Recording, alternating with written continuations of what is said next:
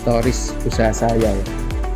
Yang saat ini secara endingnya saat ini saya usaha di bidang minuman instan rempah tradisional, yang boleh dikatakan minuman tradisional jamu yang berbentuk instan. Awal-awalnya saya juga berpikir kalau saya itu orang swasta, saya harus menciptakan nanti pensiun di kemudian hari. Saya harus menciptakan brand, merek produk yang saya miliki. Akhirnya saya tertarik dengan mengembangkan skill di bidang jamu tradisional. Berpikir cuma sederhana, yaitu minuman yang saat itu saya melihat itu minuman wedang uwuh daerah Yogyakarta Imogiri. Kalau saya amati ya bahan dasarnya simpel, cuma jahe ditambah mungkin daun-daun lain yang sebagai bumbu pendukung.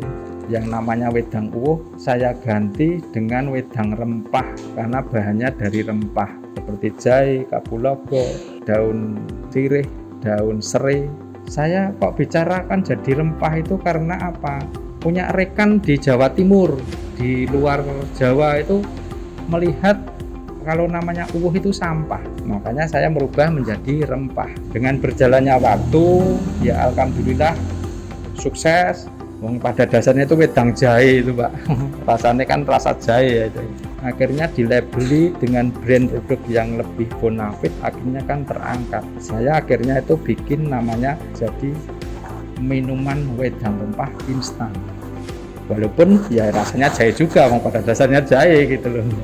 Nah, terus dengan kemasan botol kayak gini, dengan label ya nanti kesannya sekarang bukan printing dan sebagainya, digital print aja murah gitu.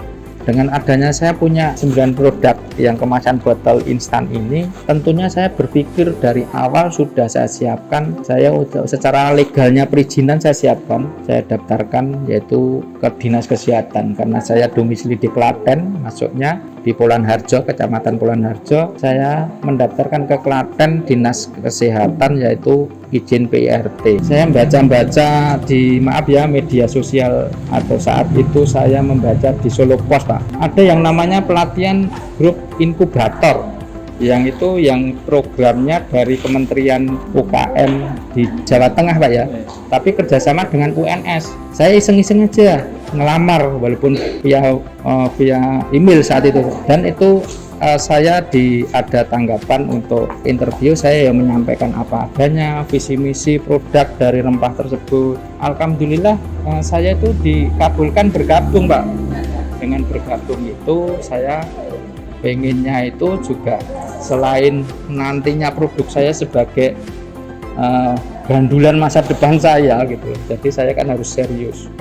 Dengan adanya itu saya punya hikmah juga, berkenalan, berinteraksi dengan dinas sampai Kementerian Jakarta. Dengan adanya pengembangan itu menambah ilmu saya, otomatis jaringan menuntut saya harus berkembang terus, karena program dari inkubator itu kan menciptakan wirausaha UKM dari bawah yang tuntutannya juga harus sukses Pak. Gimana Bapak mempertahankan pasar ini? Iya. Nah, sekarang dengan era lebih-lebih saat ini era pandemi ya Pak ya. Sebelum pandemi saya itu sudah semacam trial ke produk ke jaringan distribusi ya. Seperti konsumen langsung itu kan ke media perkumpulan PKK. Dari awalnya memang saya itu manual banget Pak produksinya Pak. Makanya saya itu semangat juga memproduksi luar biasa, omsetnya luar biasa Pak. Sampai satu bulan itu saya sampai botol 1000 Pak. Sampai titik ke pandemi saat ini, otomatis ada nilai hikmah dan plus minusnya. Hikmahnya produk saya yang sebelum menjelang era pandemi sudah dikenal. Terus negatifnya sekarang itu karena orang itu berpikirnya wis zamannya wis ora jahe meneh itu yang lain. Saya kembali ke awal lagi. Produk omsetnya saya lari ke apotek-apotek lagi yang saya rintis, toko obat, apotek sama grosir retail. Nah, ini dengan adanya ini saya juga berpikir wah nek ngene iki bali meneh ke awal. Terus saya ya informasi-informasi dari dinas dinas memang dalam produk ini memfasilitasi, disarankan masuk ke modern market yang saat ini Indomaret. Saya ikut di Indomaret. Kebetulan kemarin itu pas kurasi saya membawa produk 3, 1 wedang rempah, 2 JKS jahe merah, jahe kencur serai, jahe merah, terus yang ketiga itu beras kencur.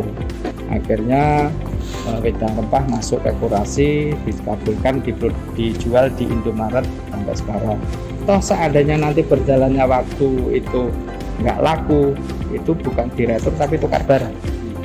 Yang ID-nya sudah mendekati ditukar yang baru. Ya harapan saya juga gitu, karena pemerintah kabupaten itu mengangkat UKM karena programnya nasional tadi gitu.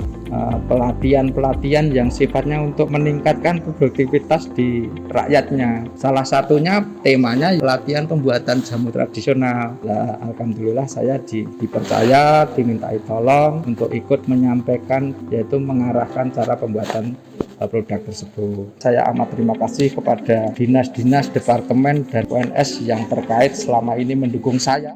Seperti yang disampaikan oleh Pak Agus tadi, Pak Agus sudah berhasil di dalam merintis usahanya, namun demikian juga terus harus dikembangkan, meningkatkan kualitas, meningkatkan akses pasar, dan juga kerjasama dengan berbagai pihak.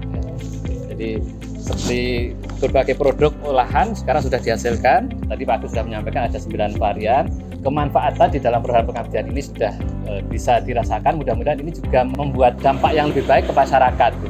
Pak Agus juga dijadikan narasumber di beberapa tempat di Desa Borongan dan nanti di beberapa kelompok ibu PKK yang lain. Pak Agus akan memberikan sharing bagaimana memproduksi, karena tidak mungkin akan berkembang dengan cepat dengan sendirinya, tapi harus bermitra dengan yang lain, dengan menularkan ilmunya. Harapannya perkembangan dari Pak Agus juga akan baik.